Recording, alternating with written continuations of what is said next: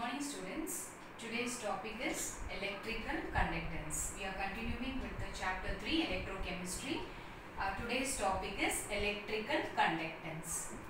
Electrical conductance through metals is called metallic conductance or electronic conductance. So what is metallic conductance? Electrical conductance through metals is called as metallic conductance or electronic conductance. This is due to the movement of electrons. Your metallic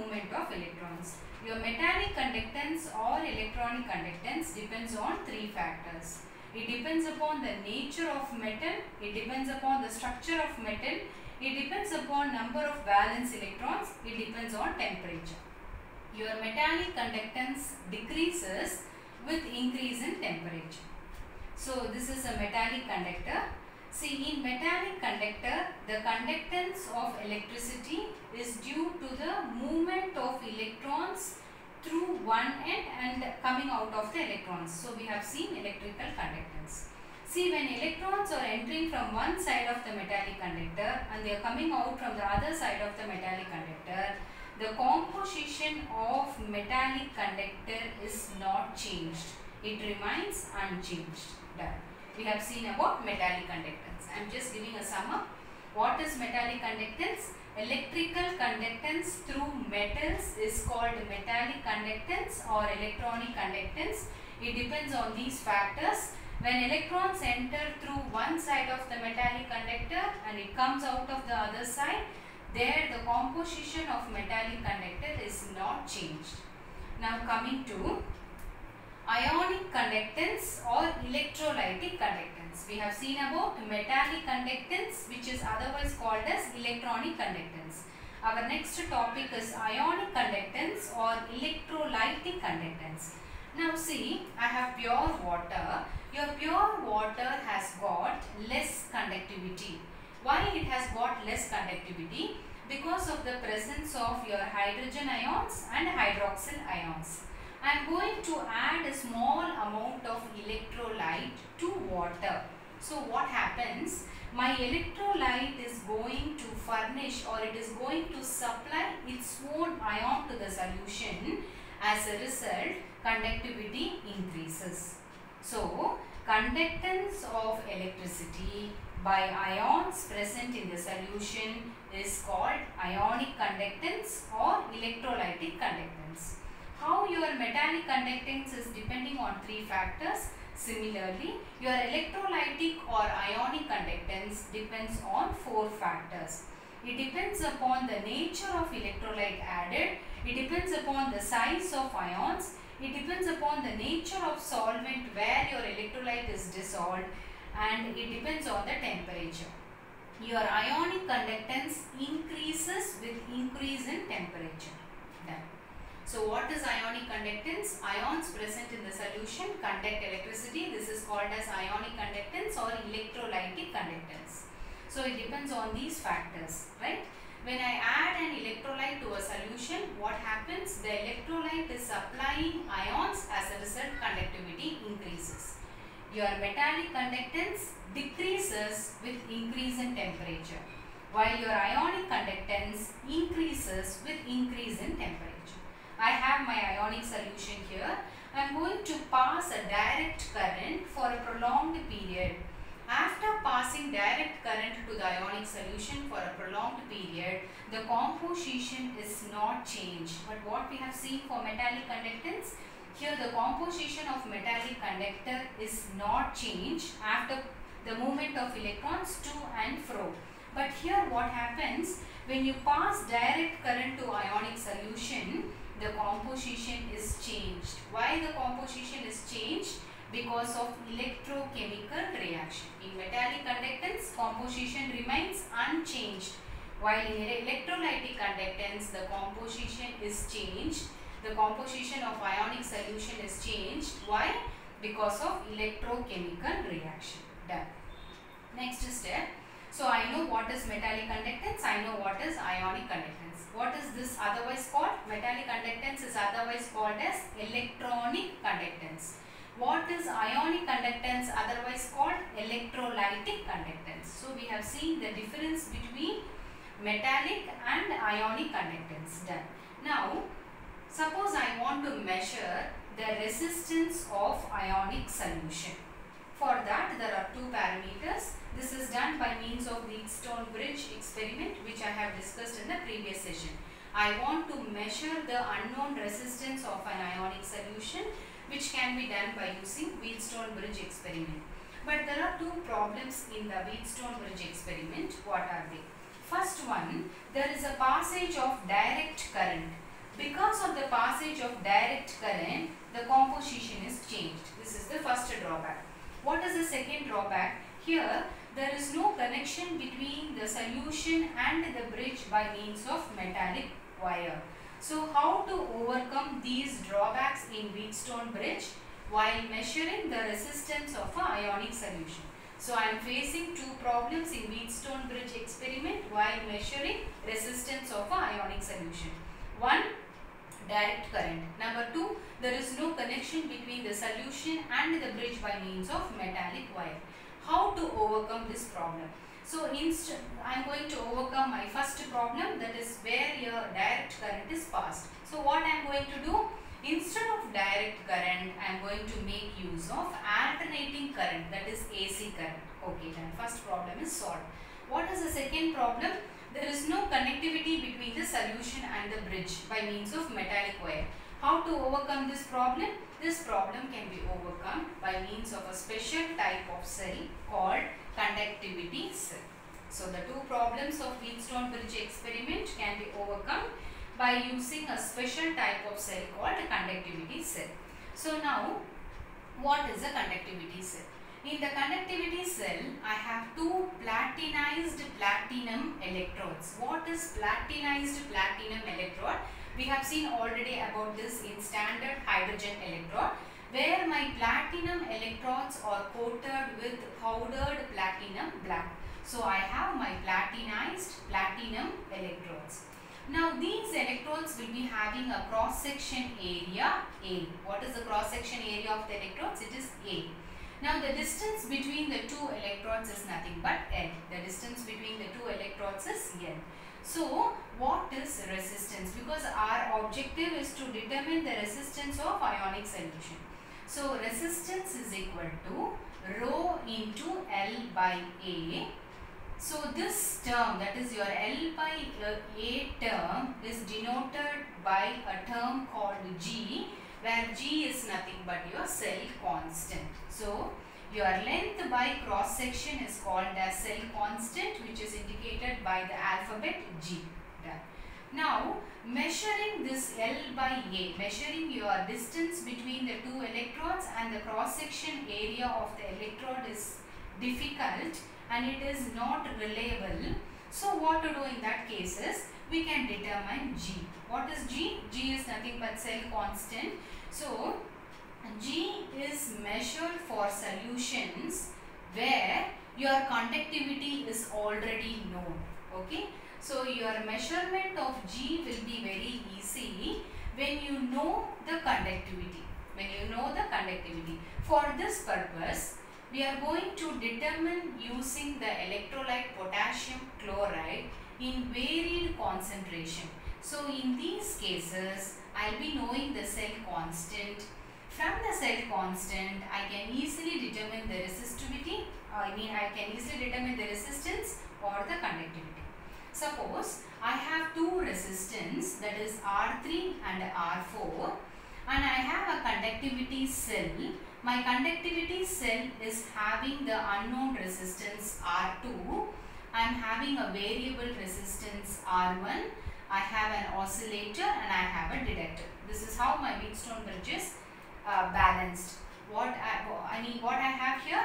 I have two resistance R3, R4, and I have a conductivity cell. My conductivity cell is carrying my unknown resistance R2. I have a variable resistance R1. I have my oscillator and I have my detector. What is my first criteria? My first criteria is there is no passage of current. So, what happens in that case? I am going to determine the unknown resistance R2, where R2 is equal to R1 into R4 by R3. So instead of doing all these difficult parameters, nowadays we have sophisticated conductivity meters which will easily determine the conductivity or the resistance of ionic solutions. So once you know the cell constant, you will be able to determine resistance, and from that you can easily determine the conductivity. So I have told you the difference between electrical conductance, I mean metallic conductance, how your metal is conducting electricity, how my ions are conducting electricity. We have differentiated metallic conductance and ionic conductance done. Then we have seen what is the overcome faced while measuring the resistance using Wheatstone bridge, how we have overcome the difficulty by using a special cell called electrolytic cell. Then once you know the cell constant, what is cell constant? Cell constant is equal to L by A, where A is nothing but cross section and L is nothing but the distance between the two electrodes. So once I know the cell constant, then determination of resistance is very easy. Since the measurement of cell constant is difficult, how we are doing? We are having a reference. Here the reference is nothing but your potassium chloride. We know the potassium chloride's value at a different concentration. From that we can easily determine the conductivity. Yes. So what we have seen? We have seen pure water has got less conductivity. When I am going to dissolve any electrolyte in water, what happens? The conductivity increases. Now, conductivity of different electrolytes, say for example you have sodium chloride, potassium chloride. When it is dissolved in the same solvent, for example water, at a given temperature is different. I have conductivity, I have different electrolyte, but I have same solvent, I have a same temperature. Here my conductivity is differing. Why it is differing? Because the charge and the size of the ions which is liberated from the dissociation of the electrolyte is different. As a result, conductivity is different. Okay, we know metallic conductance, we know ionic conductance. What I am trying to convey? Your conductivity of different electrolytes which is dissolved in the same solvent in a given temperature is differing. Why it is differing? Because these electrolytes are dissociating to give me different charged. Say for example cations and anions are liberated. As a result, my conductivity is changing. My conductivity is differing. So for this I am going to introduce a special term called molar conductivity. Your molar conductivity is expressed by this. This is lambda and the subscript a small m. So what is the unit of molar conductivity? First, this is an equation which is going to relate my molar conductivity with the conductivity. Molar conductivity is equal to conductivity divided by the concentration of ion. What is the unit of conductivity? It is nothing but seconds per meter. What is the unit of concentration? It is nothing but mole per meter cube. So when I just cross your m with m, so what is the unit of molar conductivity? Molar conductivity is nothing but S 1 by meter square. So it is meter square. What is the rest? Mole minus 1. So this is the unit of molar conductivity. So we have done. We know what is resistance. We know what is conductance. We know what is metallic conductance. We know what is ionic conductance. We know what is molar conductivity. So molar conductivity is related to conductivity by this equation. You know what is the unit of this equation. See, your conductivity and molar conductivity changes when the concentration of electrolyte changes. Yes, no?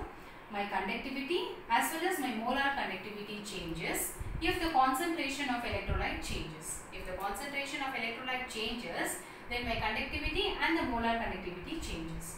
Say for example, conductivity decreases if the concentration of the strong and weak electrolyte decreases. So I have either strong electrolyte or I have weak electrolyte. If the concentration of the strong and weak electrolyte decreases, then conductivity decreases. Why conductivity increases? Why conductivity decreases? If strong and weak electrolyte concentration decreases. Because when concentration of electrolyte is less, the number of ions carrying the current per unit volume decreases on dilution. This is the reason why my conductivity is decreasing. So, if the electrolyte is less, my electrolyte is going to dissociate and give me ions. If the concentration of electrolyte is less, the number of ions carrying current also decreases. As a result, conductivity decreases. Done. Now, I am going to define what is conductivity, what is molar conductivity. What is conductivity of a solution at a given concentration? Conductivity of a solution at a given concentration is defined as conductance of 1 unit of a solution which is placed between 2 electrodes. Okay, what is the equation of conductivity? Cell constant is equal to conductivity cross section by length. Here my cross section and length is equal to 1. So if this becomes 1, then what is the final equation? G is equal to K. So I have defined what is conductivity. What is conductivity of solution at given concentration? It is nothing but conductance of 1 unit of solution which is placed between 2 electrodes. The final equation is cell constant is equal to conductivity. Done. What is molar conductivity of solution at a given concentration? Molar conductivity of solution at a given concentration is defined as conductance of, here what I said, 1 unit of solution. Here I am going to say conductance of volume of solution having 1 mole electrolyte. Okay, clear? What is the difference? It is nothing but conductance of 1 unit of solution having a cross section area A and length L. What is molar conductivity? Concentration of volume of solution containing 1 mole electrolyte. Here my cross section area is little more. What is the equation? Molar conductivity is equal to kappa A by L. Here I am going to substitute L is equal to 1. A cross section is equal to volume. Cross section is equal to volume. So what happens to the final equation? This A will become V and L becomes 1. So what is the final equation? Molar conductivity is equal to kV. This is your final equation for molar conductivity. I told you conductivity decreases if concentration of electrolyte decreases. Similarly, molar conductivity increases with a decrease in concentration. It is just the opposite of conductivity, correct? Because my conductivity decreases when concentration decreases. But molar conductivity increases with a decrease in concentration. Why? Because your volume V of solution containing 1 mole electrolyte increases. There, the volume of solution carrying the current decreases. Here, the volume of solution having my 1 mole electrolyte increases. Okay. See, in conductivity, the number of ions carrying the current per unit volume decreases on dilution. This is compensated by increase in volume in molar conductivity. Then, only 2 things you have to remember. You should know the definition of conductivity, definition of molar conductivity. Done. Then second point, what happens to the conductivity when the concentration of electrolyte decreases? What happens to the molar conductivity if the concentration is less? If the concentration is less, molar conductivity is more while conductivity is less. Only 2 aspects you have to remember here. Now, consider a situation when the concentration is 0. When the concentration of the electrolyte is 0, then molar conductivity is equal to limiting molar conductivity. How will I denote limiting molar conductivity? Just put a 0 above this. That is called as limiting molar conductivity.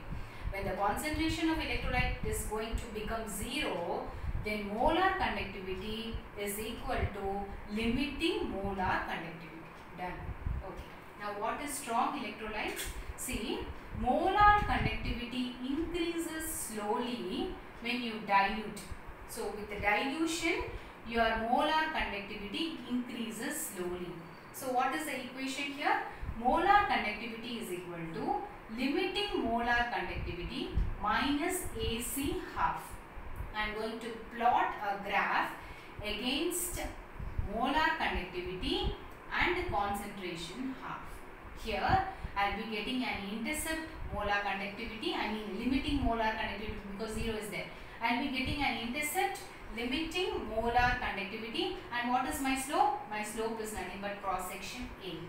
So the value A will be depending upon the type of electrolyte, because my electrolyte will be dissociating in the solution to give me cations and anions. So to which value my A depends? My A is depending on the value, it depends on the type of the electrolyte.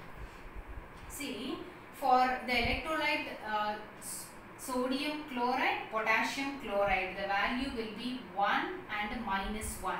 You know what is this minus 1? This is for your chloride. Chloride is minus 1, your sodium is plus 1, no, right? So it is 1 minus 1. What happens to potassium chloride? For here also you have plus 1 and minus 1. What happens to calcium chloride? You have 2 minus 1, because calcium and magnesium it is 2. What happens to magnesium sulfate and calcium sulfate? It will be 2 minus 2. You know the scientist Kohlrausch, he studied a number of electrolytes and he observed that there are some similarities in the electrolytes.